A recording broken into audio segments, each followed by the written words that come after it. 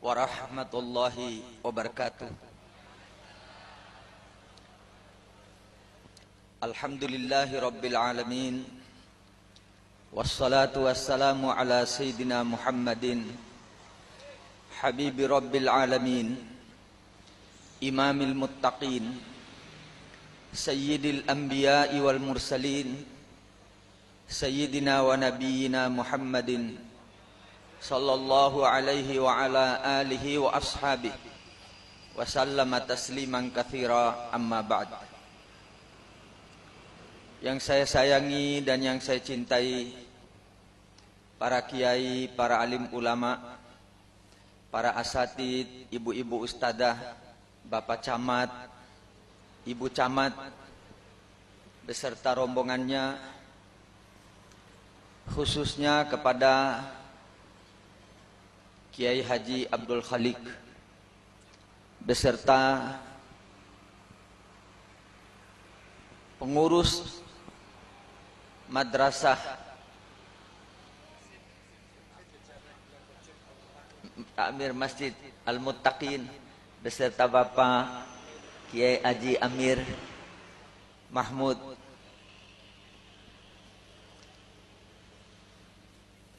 bapak-bapak, ibu-ibu, hadirin dan hadirat. Saya tadi juga ada melihat Bapak Cari.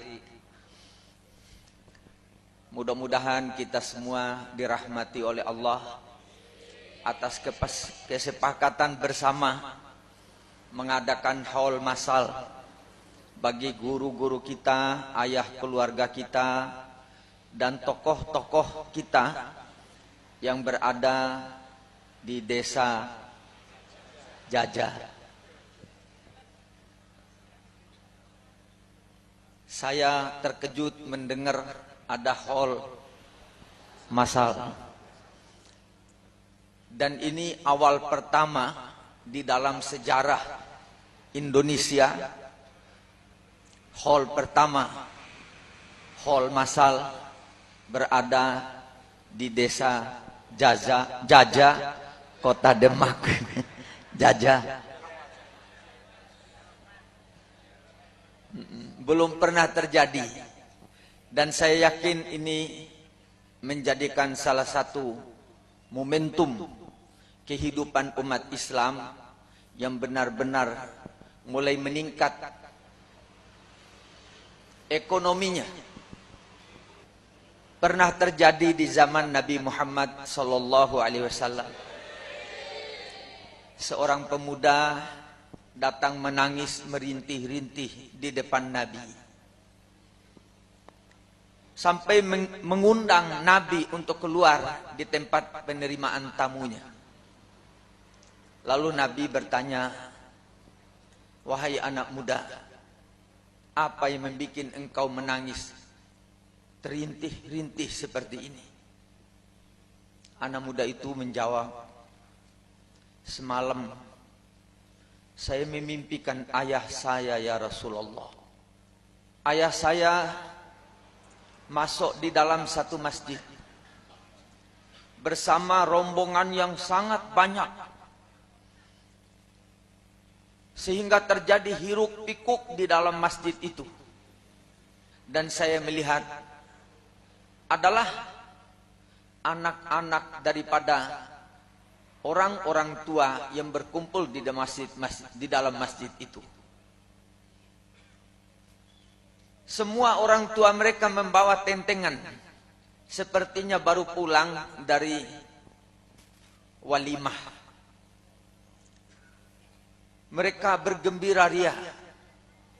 Antara anak dan ayah berpeluk-pelukan dengan mesra. Tapi ayah saya bermuram durja, ya Rasulullah. Tidak ada yang ditenteng di tangannya. Akhirnya saya bangun dari tempat tidur saya.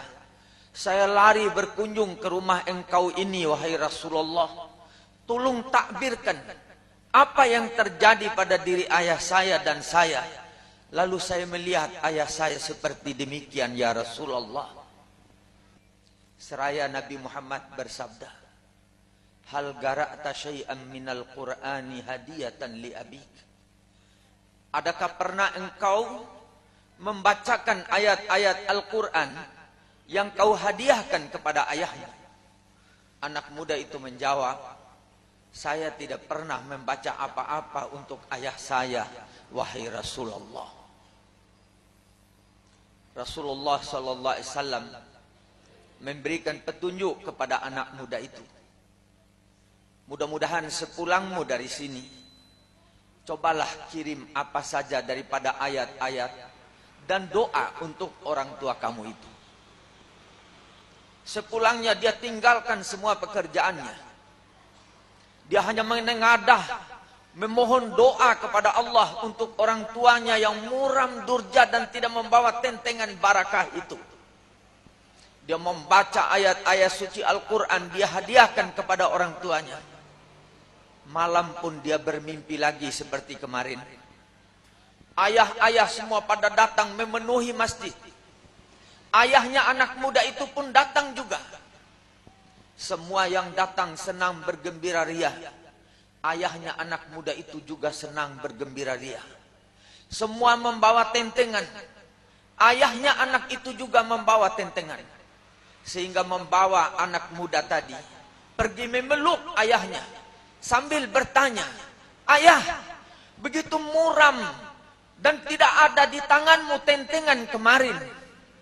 Kenapa ini hari langsung engkau mendapat kebahagiaan, senyum, dan wajahmu penuh cahaya?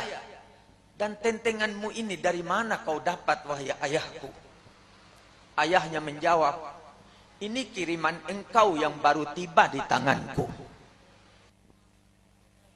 Apa yang menjadikan khilafiyah di dalam Islam? Hanya kebodohan dan tidak mau mengaji dengan pasti. Saya yakin kiai-kiai kita Ahlus Sunnah wal Jamaah tidak bodoh.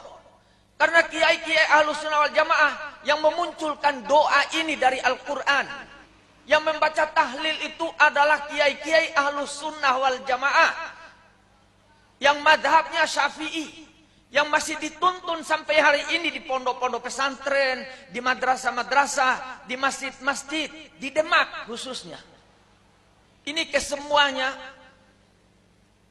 memberikan satu motivasi kepada kita bahwa umat Islam Ahlus Sunnah wal Jamaah harus mementingkan pendidikan daripada segala-galanya. Supaya Al-Quran muncul di atas kota Demak ini menjadi satu tuntunan yang pasti yang membawa keberuntungan hidup kita semua. Di dalam Al-Quran ada saudara-saudara kita masih hidup di dalam kuburnya, yang mereka itu makan dan minum rizqan minallah, yang mereka itu dapat rizki langsung dari Allah. Ada kaum muhajirin, kekasih-kekasih Allah, ya sampean ini nanti kalau mati ada makan di dalam kubur itu. Jangan bilang tidak ada. Buah-buahan ada, kiriman dari Allah. Tidak ada satu muslim yang mati, tidak ada manusia yang mati. Manusia itu berpindah tempat. Karena itu orang Indonesia menerima kata-kata al-maut, meninggal dunia. Artinya meninggalkan dunia, pergi ke alam kubur, menempati tempat alam yang sangat luas yang namanya al-alamul barzakh. Orang-orang terdahulu berkata, yantaqilu ila rahmatillah. Orang itu pindah pergi ke hadirat Allah Subhanahu wa taala, rohnya. Dan kita di dalam kehidupan manusia yang sangat sampai ini hari belum mampu manusia mempelajarinya, yang difirmankan oleh Allah, wa fi anfusikum afala tubsirun. Yang ada di dalam diri kamu itu kenapa kau tidak pelajari? Kenapa kau tidak lihat? Bermacam-macam yang berbunyi di dalam tubuh kita, tapi kita belum mampu untuk mempelajarinya. Bukan orang Demak, kalau orang Demak masih ketinggalan jauh. Orang Amerika, Eropa belum mampu meneliti tentang manusia, belum mampu meneliti kepastian daripada ciptaan Allah. Menurut ilmu pengetahuan fisika, matahari itu dari awal diciptakan oleh Allah, dipisahkan dari kesatuan alam. Di dalam Al-Quran Allah Ta'ala berfirman, awalam yaral ladina kafaru anna samawati wal arda kanata awalam yaral ladina kafaru anna samawati wal arda ratqan fafataqnahuma wa ja'alna minal ma'i kulla syai'in hayy afala yu'minun. Kenapa orang-orang yang ingkar dengan wujudnya Allah tidak melihat bahwa alam semesta ini dulu jadinya satu? Matahari bersatu dengan bumi, bulan bersatu dengan bumi, planet-planet, bintang semua bersatu dengan bumi. Fafataqnahuma, kami pecahkan alam satu itu, lalu menjadi bumi yang kita pijak ini, yang beratnya lebih dari 5 catura triliun ton. 1 catura itu 1000 triliun. Jadi beratnya bumi ini sudah ditimbang oleh ilmu pengetahuan. Lebih dari 5 catura triliun ton. Itu beratnya bumi ini. Yang besarnya dibandingkan dengan matahari 360 kali bumi. Itu besarnya matahari. Matahari kita ini. Dan ada lagi matahari yang lebih besar, 1500 kali matahari kita. Ada yang 1 juta kali matahari kita. Begitu besar alam yang diciptakan oleh Allah. Yang orang-orang barat sekarang menemukan kebenaran yang difirmankan di dalam Al-Quran itu. Bahwa alam ini asalnya satu. Kemudian terjadi ledakan yang sangat dahsyat.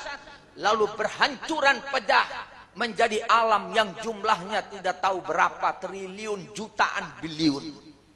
Yang mempunyai energi yang sangat kuat. Matahari kita ini energinya diukur oleh ahli ilmu fisika, ahli ilmu pengetahuan. Lamanya dia mengeluarkan cahaya untuk kepentingan kehidupan manusia di bumi ini lebih kurang 10 miliar tahun. Yang sudah berlalu 5 miliar tahun. Sampai di periode Nabi Adam dengan kita sekarang. Untuk 5 miliar tahun yang akan datang, baru dipakai oleh umat Nabi Adam hanya lebih kurang 10.000 tahun. Masih sisa lagi kehidupan kita di bumi ini 4 miliar 900 juta 990 juta 990.000 tahun. Jadi baru dipakai 10.000 tahun. Masih sisa 4 miliar 999.000 tahun. Imam Mahdi itu baru muncul nanti bersama-sama dengan Nabi Isa dengan Dajjal itu 40 tahun sebelum habisnya energi matahari. Nanti matahari itu akan padam. Lalu bumi ini menjadi gelap gulita dan menjadi dingin yang sangat dahsyat. Dinginnya tidak ada lagi pemanasan seperti dinginnya Pluto. Langsung dingin 100 derajat 1 juta derajat Celcius. Bagaimana bekunya 1 juta derajat Celcius itu? 0 derajat Celcius air yang mengalir di sungai apa namanya itu? Di mana? Kali Teko. Oh, memang namanya sesuai dengan orangnya. Karena kalinya kapan hujan baru ada air, Teko airnya. Kalau sudah tidak ada hujan, Teko pergi ke laut, habis airnya tidak ada lagi. Anak pondok harus belajar ilmu biologi. Tidak boleh hanya belajar baca kitab. Dalam kitab itu hanya hukum fikih. Bisa diselesaikan dalam 1 hari. Tapi rahasia Allah, ilmu Allah yang sangat luas ini, tidak akan henti-hentinya manusia mempelajarinya. dan tidak akan menemui habisnya. Ujian berbeda. Nasib apa pondok pesantren dan madrasah-madrasah itu? Kemana tokoh-tokoh Islam yang duduk di Jakarta lalu tidak bisa berbicara supaya pondok pesantren dan madrasah setara dengan SMP, SMA, dan SD? Karena orang-orang nasional yang sudah duduk di jabatan di pemerintah sekarang ini takut kalau anak santri jadi presiden. Takut kalau anak madrasah jadi menteri. Sebab anak pesantren, anak madrasah adalah anak-anak yang dididik untuk menjadi orang yang jujur dan takut kepada Allah. Kapan ada ajaran di SMP, di SD untuk takut kepada Allah? Kapan anak SMA diajar untuk takut kepada Allah? Yang selalu penuhkan mall, yang selalu penuhkan tempat-tempat remang-remang, itu anak-anak SMA yang tidak dididik untuk takwa kepada Allah. Maka umat Islam harus bangkit. Jangan lagi tahun depan masukkan anak di SMP dan di SMA. Karena anak-anak di sana dididik untuk nasional, yang hidupnya bebas, yang tidak tahu Tuhan dan tidak tahu ajaran Nabi Muhammad SAW. Mereka itu nanti tidak akan mendoakan ayahnya. Mereka itu dikelabui oleh didikan-didikan porno, dikelabui oleh pendidikan-pendidikan bebas untuk mengikuti kemajuan orang barat yang sangat gelap gulita daripada kebenaran dan ajaran Allah serta ajaran Rasul. Nabi Isa menyembuhkan orang lumpuh dengan usapan. Bangga kita, harus dibanggakan. Tapi itu untuk Nabi Isa. Karena itu Nabi Isa tidak perlu ditauladani. Cukup kita beriman kepada Nabi Isa. Nabi Daud tidak perlu ditauladani. Sudah ketinggalan zaman. Dia hanya mampu mengolah besi untuk baju-baju besi di dalam peperangan. Tapi umat Nabi Muhammad membuat besi untuk pesawat terbang di angkasa, yang membuat malaikat geleng-geleng kepala. Apa yang terjadi bagi umat Nabi Muhammad?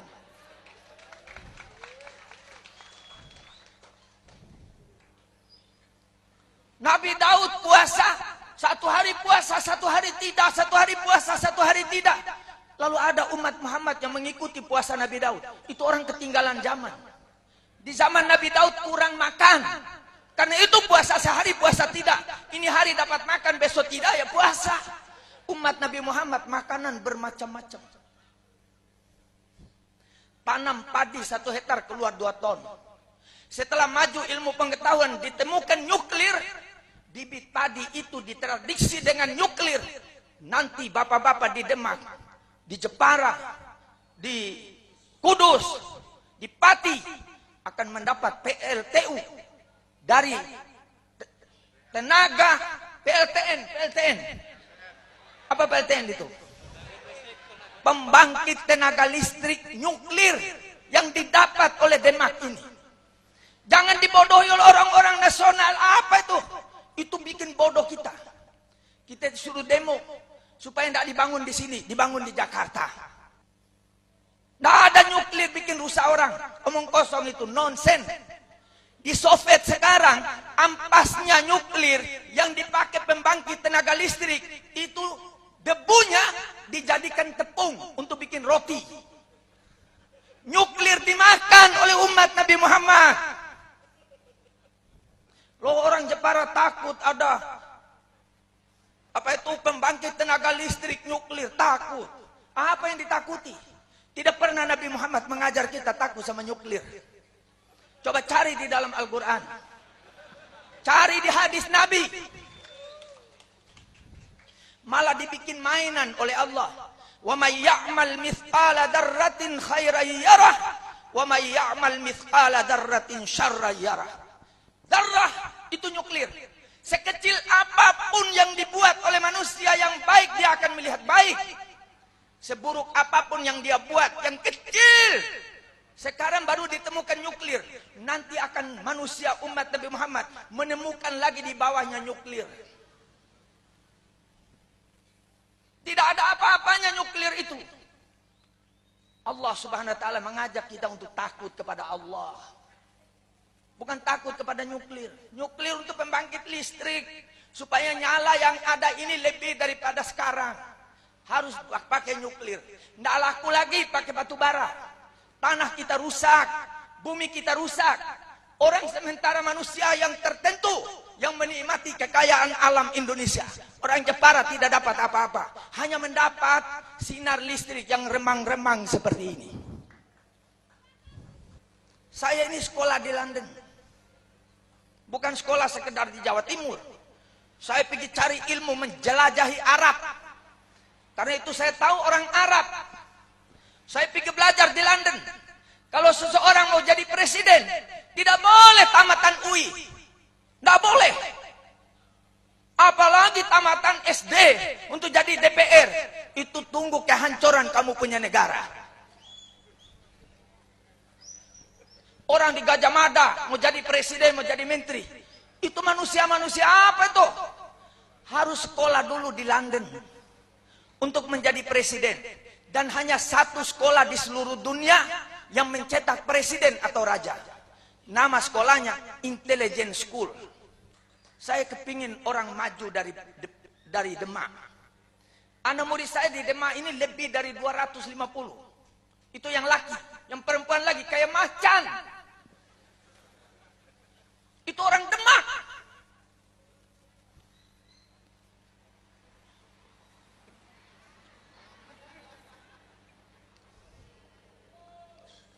Dari tadi saya minta air, dibawain kursi. Masih mau dengar apa enggak? Sampai pagi. Berani. Pulang di rumah dipentung sama istri. Disangka pergi ke warung remang-remang. Karena sekarang warung remang-remang banyak. Setiap suami yang keluar lewat jam 10, istri kita sudah langsung cemburu. Kemana ini? Antara dua. Warung remang-remang atau selingkuh, kawin di bawah tangan. Itu yang terjadi sekarang. Kenapa kawin di bawah tangan? Kawin terang-terangan dong, bikin pesta. Kenapa mesti sembunyi-sembunyi kalau berani? Makanya kita ini takut kepada manusia. Takut kepada nuklir. Takut kepada macan. Takut kepada harimau. Nabi Muhammad mendidik kita. Memberikan tuntunan. Man khafallaha khafahu kullu syai'. Siapa yang takut kepada Allah, semua takut kepada kita. Karena itu saya tidak takut berbicara yang benar. Kalau tidak ada sungai, tidak ada air sungai di atas tanah, kita cari sungai yang ada di bawah tanah. Ada sungai bergelimpangan. Yang tidak ada sungai di bawah tanah, hanya 2 kota di seluruh Indonesia ini. Satu kota saya di Parung, itu tidak ada air di bawah tanah. Hanya ada di atas tanah. Di sini kalau dibor 40 meter, keluar air menyembur 80 meter. Itu negeri kita. Rahmat dari Allah. Wa ja'alna minal ma'i kulla syai'in hayy. Sehingga hidup orang Indonesia itu. Saya sedih melihat tanah-tanah bergelimpangan kering, tidak ada air. Lalu ribut pemerintah kasih air bersih untuk minum rakyat. Goblok, dari mana dia dapat ini? Bor di dalam nih. Serat dapat 40 meter belum ketemu sungai. Bor lagi 80 meter. Tidak ketemu 100 meter. Janji Allah ada kehidupan di dalam. Yaitu adanya sumber air. Akan mencorot keluar air. Setiap rumah bor ada air keluar. Memancur. Pemerintah takut nanti kita kehabisan air. Kalau tidak diambil, air itu selalu mengalir dari tempat yang tinggi ke dataran yang rendah. Air yang kita tidak ambil di dalam tanah akan turun sampai dalamnya jatuhnya ke Amerika. Jangan diulang lagi kesalahan yang sudah lalu. Kita ingin memberikan pendidikan, kemampuan, hidup baru. Indonesia baru. Ini sudah 63 tahun kita merdeka. Perlu ada manusia-manusia luar biasa. Jangan hanya luar angkasa, luar biasa. Yang mengatur kehidupan manusia di atas permukaan bumi ini. Calon presiden goblok. Hanya adu ngomong. Saya bisa akan membangkitkan kemajuan di negara kita. Bikin pertanian. Pertanian bapak dia, pertanian sudah ada. Malah yang ditanam di sawah-sawah itu rumah, bukan padi. Rumah. Tanam gedung, Cina-Cina bangun pabrik di sawah-sawah kita. Saya kasih tahu orang Demak ya. Dengar baik-baik. Jangan jual tanah sama orang yang serakah, yaitu yang membangun rumah di atas sawah. Itu sumber kehidupan kita. Saya sudah kasih tahu, kalau tidak ada air di sawah itu bor. Minta uang dari ibu camat. Minta uang dari kabupaten bupati. Kalau tidak bisa, utus ini Pak Haji Busra untuk jadi anggota DPR pusat. Supaya dia bisa membicarakan hal keadaan kita di Indonesia, di kota Demak. Jangan orang Golkar kirim orang dari Jawa Barat menjadi utusan Demak. Dia tak tahu Demak. Dia datang ke Demak hanya sebagai musafir. Al-musafiru a'ma wa in kana basira. Perantau itu buta walaupun matanya melek. Yang tahu tentang Demak adalah Haji Basra. Nomornya 7. Tapi pemimpinnya tidak mampu mengolah Indonesia ini. Menunggu siapa? Menunggu orang Demak. Menunggu orang Jepara. Menunggu orang Kudus. Menunggu orang daerah. Orang di Jakarta itu sudah bingung. Sudah bingung. Sudah nyembah dunia. Kalau tidak punya mobil nangis. Lalu dia korupsi. Kalau tidak punya mobil dia utang kredit. Akhirnya dibeslah rumahnya. Itu aja yang terjadi di seputar Jakarta. Dunia berputar di Jakarta. 1, bangkrut. 2, dilelang bank. 3, matinya dibunuh, mutilasi. 4, korupsi. Itu kan di TV Jakarta semua itu. Lalu kita dihibur dengan goyangnya Inul, ngebor. Nggak ada keluar apa-apa. Ketimbang ngebornya Inul, lebih baik kita bor ini air sungai di bawah tanah. Lupa lagi. Aduh, apa kita ini sekarang? Jadi perlu ada anak-anak kita yang kita bangkitkan semangat hidupnya. Kita suruh dia mondok, suruh dia belajar. Alhamdulillah calon kanwil Kiai Haji Abdul Khalik. Kalau beliau jadi kanwil, tadi saya sudah bisik di kupingnya. Kenapa pendidikan pelajaran di pondok pesantren, Departemen Agama memberikan pendidikan yang rendah di ilmu pengetahuan? Ini dibodoh-bodohin itu Menteri Agama. Apa bedanya orang santri dengan orang yang sekolah di SMP? Apa kita ini bukan manusia Indonesia? Kenapa Menteri Agama tidak berpikir itu? Karena tiap hari hitung uang. Sudah dekat haji, hitung uang haji. Berapa untung? Lama-lama kena pentung. Pakai baju korupsi. Ditulis. Jalan diikat kakinya dengan rantai. Bawa bola besi. Lalu jalan gini. Katanya harus dengan begitu baru bisa jujur. Tapi orang santri tidak perlu itu.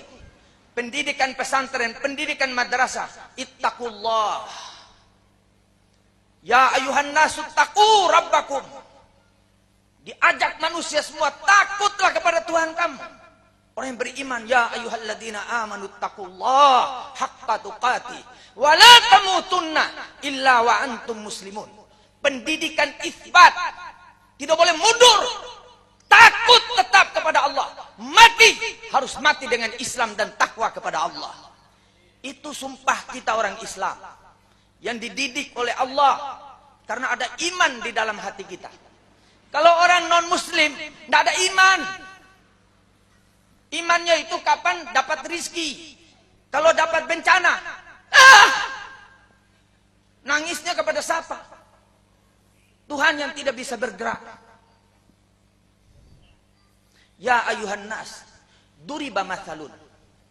Itu Nabi Muhammad berpidato di tengah-tengah orang Arab Makkah yang masih menyembah berhala. Manusia, diberikan contoh kepadamu.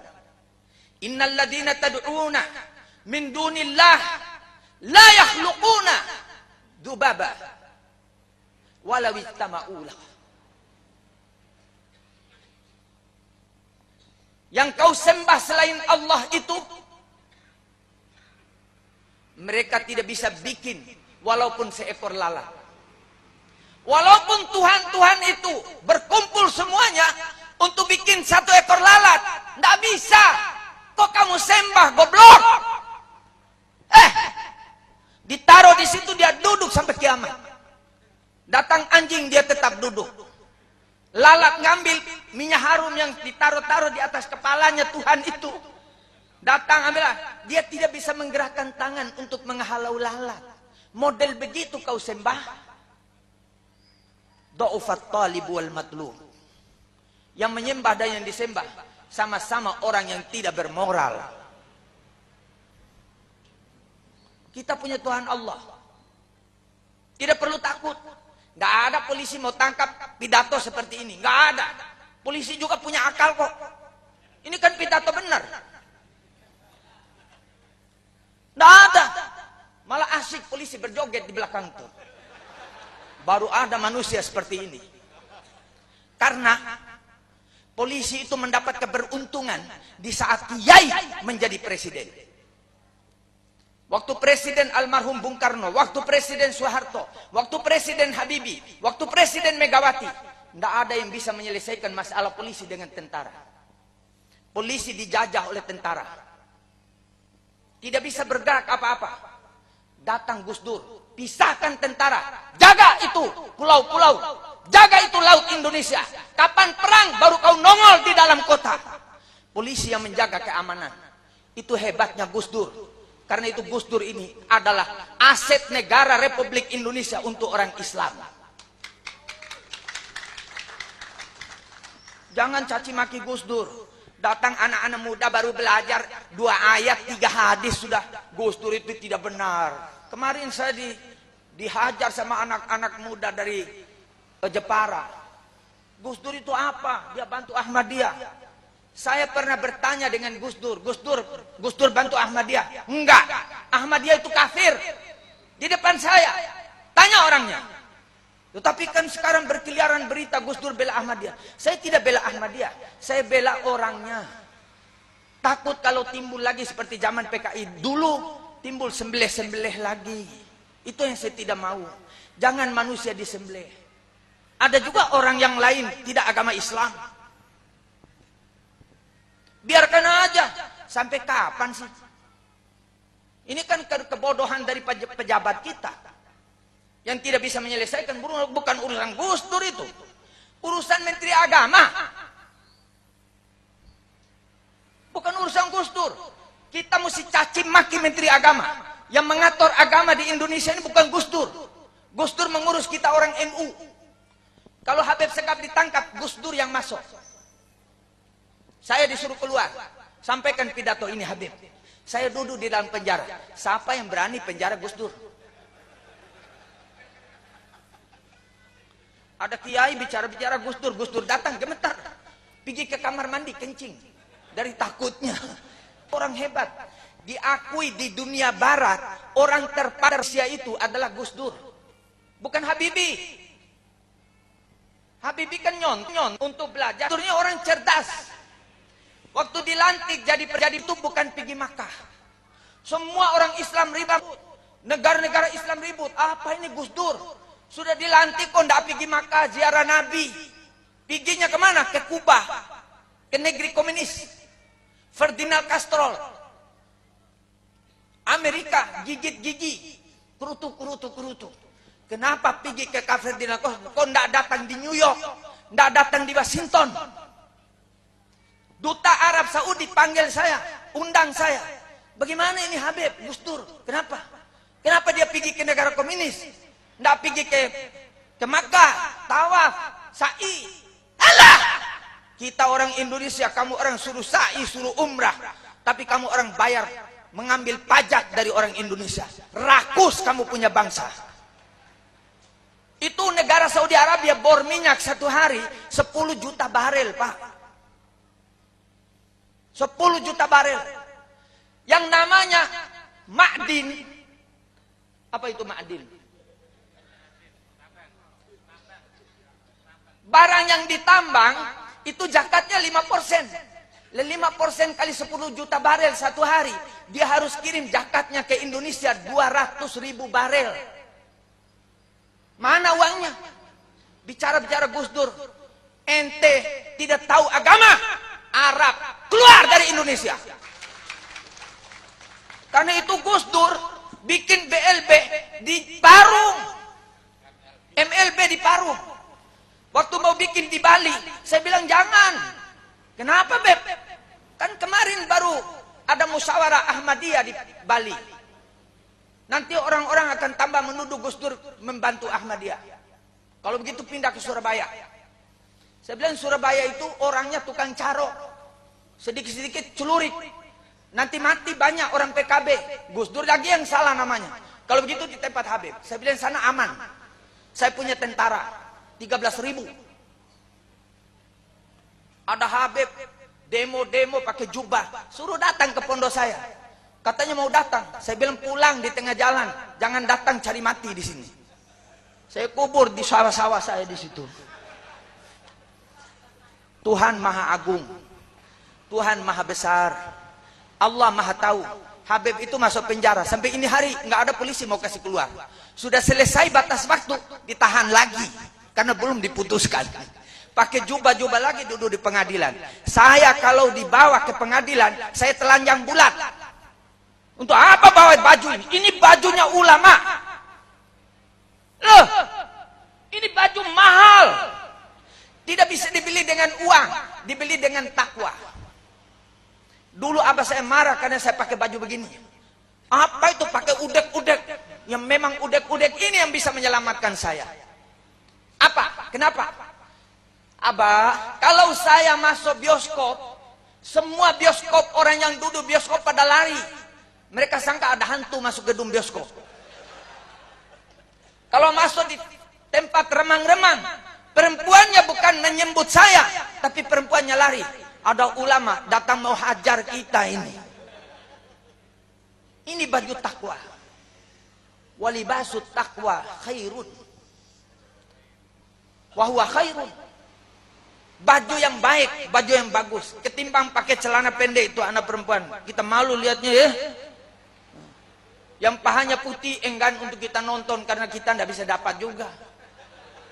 Kalau keluar yang burik-burik, innalillahi wa inna ilaihi raji'un, lebih baik kembali ke rumah ketemu istri yang lebih baik halal. Ya Pak ya? Gus Dur nih, Gus Dur. Sampai di mana itu? Di Kuba, duduk sama Ferdinand Castro. Berdampingan. Castro itu bertanya kepada Gus Dur. Castro itu kan teman baiknya Soekarno dulu. 5 presiden hebat di zaman itu. 1 Bung Karno, presiden Indonesia. Castro, presiden Kuba. Jamal Abdul Nasir, presiden Mesir. Tito, presiden siapa itu? Yugoslavia. Dan presiden Soviet. Siapa namanya? Khrushchev. Dan presiden Cina namanya Mao Zedong. Itu mata dunia di zaman itu. Ada orang Indonesia, coba bayangkan. Soekarno masuk di PBB, dia berpidato 2 jam seperempat. Orang Amerika menulis, jatuh, dia punya pulpen, takut mau ambil, takut ketinggalan bicaranya Soekarno. Itu Indonesia. Nah ini datang ngemis pinjam uang ke IMF. Tolong kasih pinjam. Datang lagi ke negara-negara pinjam. Ini manusia apa ini? Terlilit utang. Kita ini negara yang terlilit utang. Coba bayar utang di sebelah toko yang jual sembako, utang 7 kilo beras, ini hari besok 5 kilo, lusa 2 kilo. Akhirnya utang itu apa namanya itu? Ikan di dalam kaleng itu. Sarden, utang lagi minyak goreng, sudah minyak goreng, utang lagi minyak tanah. Akhirnya utang, lama-lama yang punya toko bangkrut, ya toh. Akhirnya rumah harus ditinggalkan untuk bayar utang. Begitu kita kalau terlilit utang. Kastrol tanya sama Gus Dur. Gus Dur, bagaimana presiden-presiden di Indonesia? Semua orang gila. Itu jawaban Gus Dur. Semua orang gila. Yang satu gila perempuannya, satu gila harta, yang satu gila teknologi. Gus Dur, saya tidak gila. Yang pilih saya orang gila. Sudah tahu saya buta diangkat jadi presiden. Itu pintarnya Gus Dur. Makanya Gus Dur itu bapaknya Indonesia, guru bangsa Indonesia. Dan alhamdulillah Gus Dur itu di pihak NU, bukan di pihak Muhammadiyah, bukan di PDI, di pihak NU. Mau menjaga orang NU yang baik-baik, yang punya pesantren, yang punya madrasah. Jangan salah sangka dosa nanti sama Gus Dur. Tiap hari ambil pahala terus Gus Dur, macul pahala. Tiap hari dicaci di sana, bicarakan tidak benar, ini tidak betul. Ojo. Gus Dur bukan bapak saya, bukan mertua saya, bukan paman saya, tapi Gus Dur adalah paman dari pihak ibu saya. Sama dengan beliau ini. Ini paman dari pihak ibu saya, dari pihak ibu. Bapak-bapak semua ini pamannya Habib. Tahu sejarah apa enggak? Saya bela Gus Dur karena dia paman dari pihak ibu. Orang Indonesia itu pamannya saya. Pamannya Habib. Walaupun jelek tuh Habib, itu keponakan sampean tuh. Waktu Habib kita datang masuk di Indonesia dari Hadratul Maut, nggak ada yang bawa istri. Nggak ada. Satu Habib dari Hadratul Maut, nggak ada yang bawa istri. Sampai di Indonesia Habib itu bagus-bagus akhlaknya. Seperti Habib Abdullah ini. Mendekati masyarakat, ditampung di rumah kiai-kiai, dikawinkan dengan anaknya. Pergi ke kampung sana, diambil orang, dikawinkan dengan anaknya. Jadi siapa istrinya? Siapa? Orang Indonesia. Akhirnya lahir anak. Siapa ibunya anak itu? Orang Indonesia. Jadi anak ini kalau panggil saudara daripada ibunya apa? Pak Li. Paman dari pihak ibu. Itu sebabnya Habib itu manja sama bapak-bapak itu. Manja. Karena dia tahu ini pamannya. Saya juga kepada Gus Dur, paman saya kasih tahu. Gus Dur mesti tahu sejarah. Sejarah apa, Beb? Ya sampai itu kan paman saya. Iya betul. Jabat tangan. Mana Habib? Jabat tangan.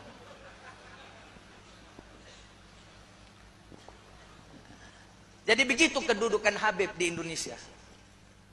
Dan itu kedudukan Gus Dur. Gus Dur itu sangat senang kalau ada saya yang pidato. Dia duduk. Tidak mau bangun. Kecuali kemarin karena pagi-pagi harus berangkat dari Semarang naik pesawat untuk cuci darah. Itu orang kasihan. Tidak bisa melihat, nggak kuat berdiri lama, cuci darah 2 kali seminggu, lalu kita caci maki. Orang begitu bagus.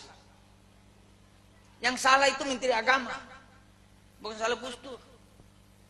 Kenapa tidak dibubar dari dulu? Masih sedikit 5 orang, kan gampang bubarnya. Sekarang sudah banyak. Perlu perang jadinya. Akhirnya terjadi pertumpahan darah. Itu yang Gus Dur tidak mau. Jangan 2 kali lagi pertumpahan darah di Indonesia.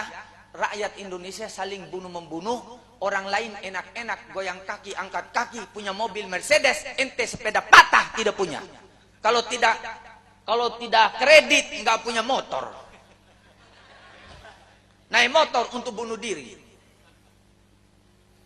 Perlu dipikirkan bersama tentang kehidupan bangsa ini. Dulu waktu Ahmad Musaddiq ngaku diri jadi nabi, repot MUI undang Ahmad Musaddiq. Kita mau mujadalah. Saya telepon MUI, ojo dipanggil. Jangan mujadalah. Karena mujadalah itu mengundang satu menang satu kalah. Benar. Kalah MUI di waktu itu. Sampai anak buahnya Ahmad Musaddiq berteriak-teriak, Allahu Akbar, Allahu Akbar. Yang MUI pada mundur semua.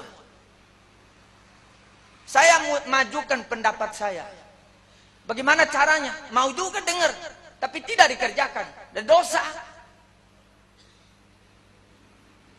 Saya bilang untuk menyelesaikan yang mengaku-ngaku diri Nabi, dibawa ke ahli psikolog, ahli jiwa. Diperiksa dulu otaknya, kecerdasannya berapa. Nabi itu kan kecerdasannya dzufatanah, diciptakan darah dagingnya cerdas, tidak bisa ditandingkan dengan manusia sedunia. Karena otak dia saja yang mampu menerima firman Allah. Otak kita kalau turun Jibril, belum Jibril baca kita sudah mati. Jadi perlu Muhammad Rasulullah. Jadi harus diperiksa kepada dokter ahli jiwa untuk mengukur ketingkatan kecerdasannya. Lah kalau kecerdasannya 90, ini orang gila. Yang paling tinggi tingkatan kecerdasan otak di Indonesia ini yang jadi diukur Habibie 140. Padahal itu hanya keseimbangan sayap pesawat. Gus Dur tidak ada yang bisa ukur karena otaknya sudah dicuci. Tidak ada dokter berani ukur, takut. Pegang kepala Gus Dur tuh dokter takut. Ini Ahmad Musodik mesti diukur. Kalau di bawah kecerdasan Gus Dur, dibawa ke rumah sakit jiwa.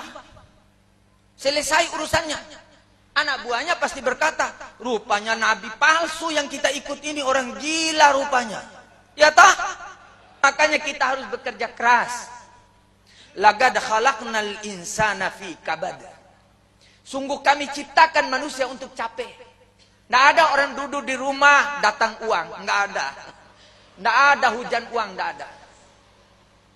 Kita harus bekerja keras. Ini perintah Allah di dalam Al-Quran. Sungguh kami telah menciptakan manusia untuk capek. Harus macul. Kalau macul terus sudah ketinggalan zaman. Sekarang sudah ada traktor. Walaupun masih setengah-setengah pakai traktor hand traktor. Dorong lagi. Kalau di Amerika traktornya sampean naik di atasnya. Traktor tinggal tren, lari enak sampean. Di belakang sawahnya sudah semua dibajak. Sampean enak duduk di atas. Bawa istri lagi gonceng sambil nyuap makan ayam panggang. Itu hidupnya umat Nabi Muhammad. Rahmatan lil alamin. Itu rahmatan lil alamin. Rahmat Allah yang begitu tinggi, yang begitu banyak, yang begitu luas dinikmati oleh umat Nabi Muhammad. Orang buta sekarang tidak perlu operasi. Sedikit hari lagi keluar kacamata. Orang buta belas yang jalan begini-begini tidak lihat apa-apa, pasang kacamata bisa melihat. Gimana itu ilmu pengetahuan? Orang tuli dulu kan pakai cantolan begini, kupingnya panas tiap hari, ya tak? Sekarang disuntik, cetek, langsung dengar, lebih dengar daripada orang yang tidak disuntik. Banyak ilmu sekarang yang didapat oleh manusia. Istri kita kurang kembung, dia punya pipi penyok, sudah keriput-keriput, suntik, teng, monol kembali seperti umur 14 tahun. Hidung PC, operasi plastik, kasih naik, lebih mancung dari Habib Sagaf. Boleh apa tidak itu? Boleh. Yang tidak boleh merubah kelamin. Laki benar-benar dibikin jadi perempuan. Ya itu tidak boleh. Makanya negara kita ini kena bala bencana terus. Karena artis-artis itu banyak yang banci. Laki benar-benar ganteng jadi perempuan. Suntik hormon sekarang bisa. Tidak ada buah dada, suntik, cerek, keluar susunya sebesar bantal. Ada. Semua ada. Itu rahmatan lil alamin. Nenek-nenek sudah turun, liwat tulang rusuk. Disuntik, naik, nongol. Benar, ini ilmu pengetahuan. Begitu besarnya ilmu pengetahuan di dalam kehidupan umat Nabi Muhammad. Jadi kita harus belajar sungguh-sungguh. Kalau sudah tua-tua 60 tahun, 70 tahun, jangan belajar ilmu ini. Belajar aja untuk santunan akhirat. Karena kita ini bakal mati sudah. Kalau sudah umur 60, sudah bau tanah, itu malaikat sudah ngintip terus dari belakang. Mau kemana dia ini? Makanya bapak-bapak ketimbang mati di mana itu? Di bar, lebih baik mati di masjid, Pak. Kalau sudah umur 50, 60 itu. Kalau mau pergi ke bar, belok. Jangan-jangan saya sedang diintip malaikat maut. Masuk masjid, apa namanya ini? Masjid Al-Muttaqin. Masuk di sini. Malaikat maut intip. Tinggal 3 menit. 2 menit. 2 menit setengah. 2 menit 40 detik. 50 detik. 60 detik. Tok. Mati. Husnul khatimah. Ya tak? Nah, ini lihat masjid noleh doang, jalan terus, masuk di bar. Teng teng teng teng teng teng teng. Oh, saudara-saudaraku, mana yang suka padaku? Mari bersama-sama minum pil ekstasi. Malikil mau ngintik, tinggal 2 menit loh. Ayo, mari, ayo, mari. Datang satu perempuan pegang lehernya. Malikil maut bilang tinggal 1 skon. Tek, mati, jeblak. Keluar di surat kabar.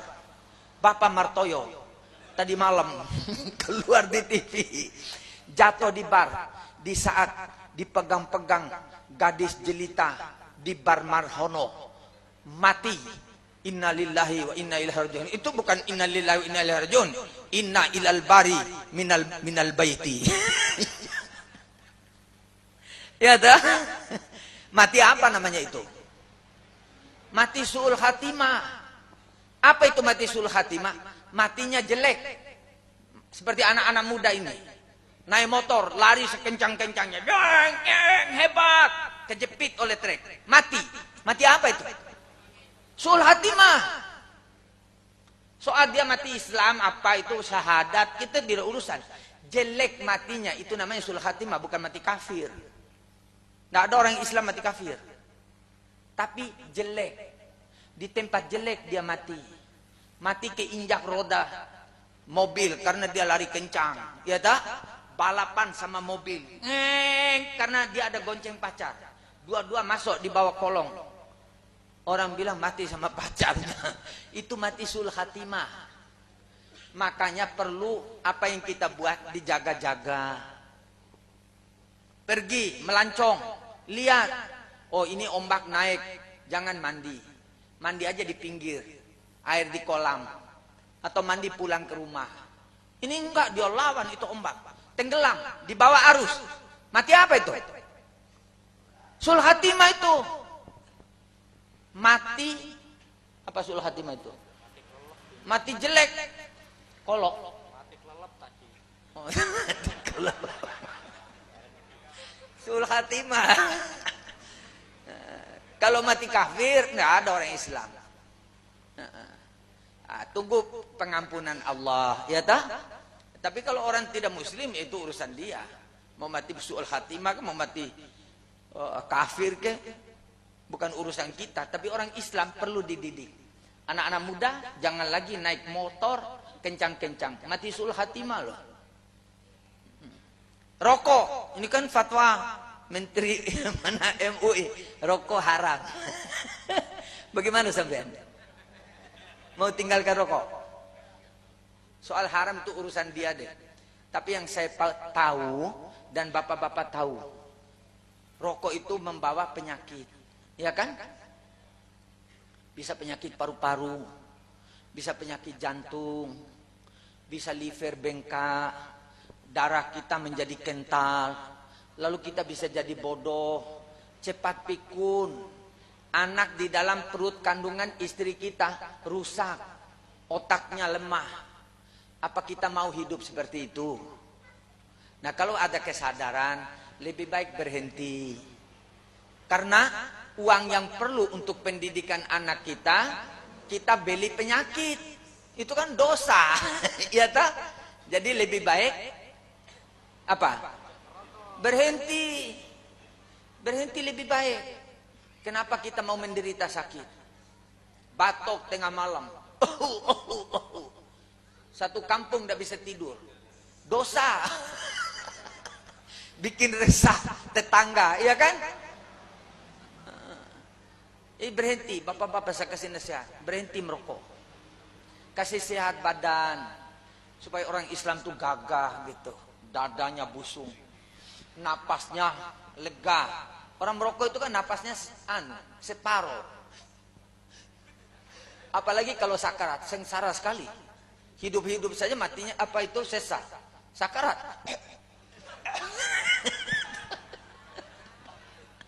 Coba lihat kalau orang merokok sakarat.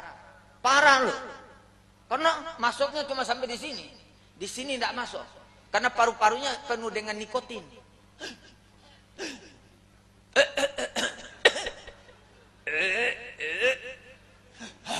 Hidup lagi. Sakarat lagi. Pak, berhenti ya. Ya. Ganti dengan makanan yang enak. Kalau waktu mau pergi beli rokok, satu pak itu berapa? 7.000. 7.000. La ilaha illallah. Satu hari, satu pak. Satu hari satu pak. Satu bulan, 210.000. 210.000 kalau kita beli beras. Berapa makanan beras di rumah? 20 kilo, 100.000. Masih sisa 110.000. Beli ayam, beli daging, beli apa itu? Oh, makanan yang enak, ya toh? Minum heksagonal, mereknya Habib Segaf, sehat. Muka jadi cerah, tidak ada beban. Rokok, bau ketek. Istri kita pusing, ya toh? Akhirnya anak kita ikut merokok, pendidikan jelek. Lebih baik itu. Nggak usah urus haram, halal, kita tidak perlu urus. Karena di zaman Nabi nggak ada rokok. Ada rokok apa nggak zaman Nabi? Hah? Nggak ada. Mana ada jarum zaman Nabi baru kemarin itu. Jadi kita berhenti ya. Mulai ini malam niat yang bagus. Ya Allah, saya berhenti rokok. Uangnya tiap hari ditabung untuk perbelanjaan bulan depan. Beli beras yang cukup, beli lauk yang cukup, sisanya 10.000. Deposito lagi, simpan. 1 tahun 120.000. Beli kulkas, kredit. Tiap tahun bayar 120. 5 tahun sudah punya kulkas paten di rumah. Bisa minum air dingin, ya tak? Bisa minum air hangat. Ya Allah, sayur yang dibeli ini hari segar, boleh taruh di freezer, di kulkas. Besok bisa dimasak, simpan lagi sisanya. Lusa bisa dimasak. Ketimbang kita beli rokok. Sudah masuk di kantong, kantongnya bau. Sebelum merokok itu, sudah itu batok, keluar itu lendirnya segini-segini gumpalnya. Jelek orang merokok itu. Tangannya kuning, ya tak? Kemudian tidak punya moral, makan di jalan.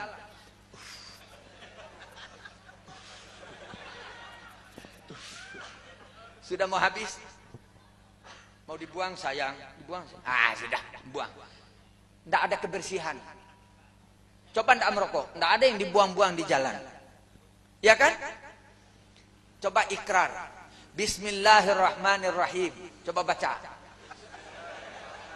Pada malam ini saya akan melakukan ibadat sekuat-kuatnya untuk mencapai dan mendapat rahmat Allah. Yang kedua, saya akan menjalankan sunat Nabi Muhammad. Loh, kok tidak ada yang baca? Baca dong. Saya akan menjalankan sunat Nabi Muhammad.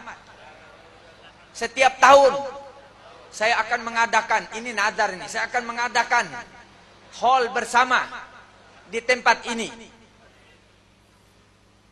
Saya akan niat dengan benar-benar, saya akan niat. Saya akan coba berhenti merokok.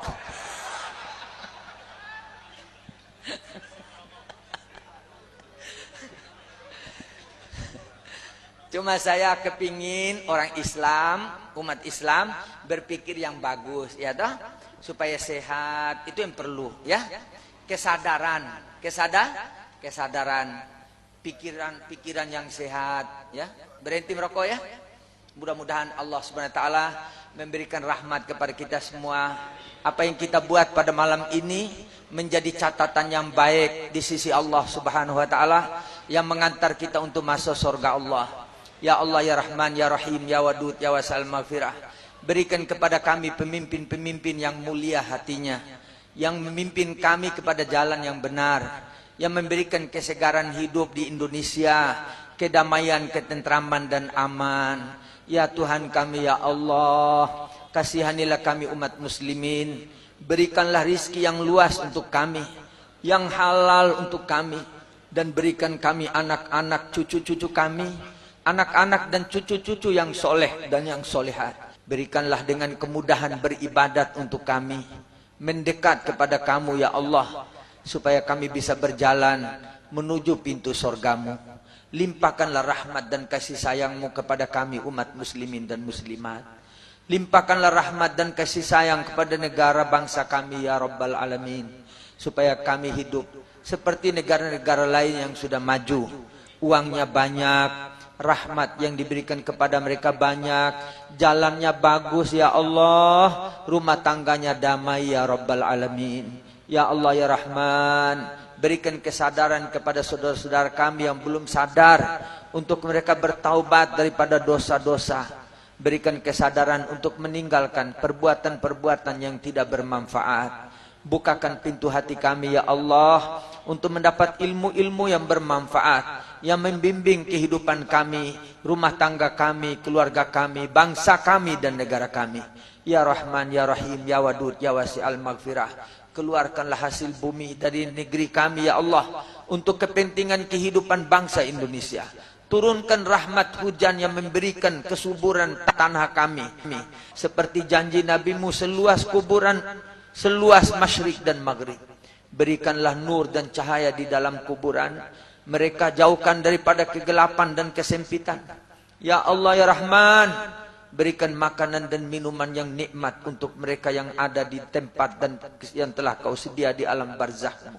Ya Allah ya Rahman, ya Rahim ya Wadud ya Wasi'al Maghfirah.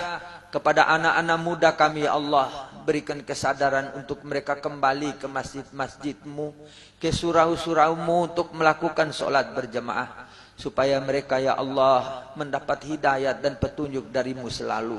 Rabbana dhalamna anfusana wa illam taghfir lana wa tarhamna lanakunanna minal khasirin. Rabbana atina fid dunya hasanah wa fil akhirati hasanatan wa qina adzaban nar. Bifadli subhana rabbika rabbil izzati amma yasifun wa salamun alal mursalin walhamdulillahi rabbil alamin. Bapak-bapak dan ibu-ibu, selalu saya kalau ketemu teman, saya suka mengharapkan mereka itu punya rizki yang ditambah oleh Allah daripada yang sudah-sudah. Jadi saya waktu selesai belajar di Aljazair, saya alhamdulillah mendapat ijazah baca salawat, namanya salawat Syajaratun Nuqud, salawat pohonnya uang. Dibaca di waktu Isya, salawat Allahumma salli ala Sayyidina Muhammad wa ala ali Sayyidina Muhammad 400 kali. Guru saya berkata, nanti kamu pikulanmu ringan dan rizkimu banyak, seperti pohon uang di depan rumah. Ya, saya kasih ijazah kepada bapak-bapak dan ibu-ibu ya, bilang terima dan diamalkan ya, untuk baca selawat setiap malam waktu Isya.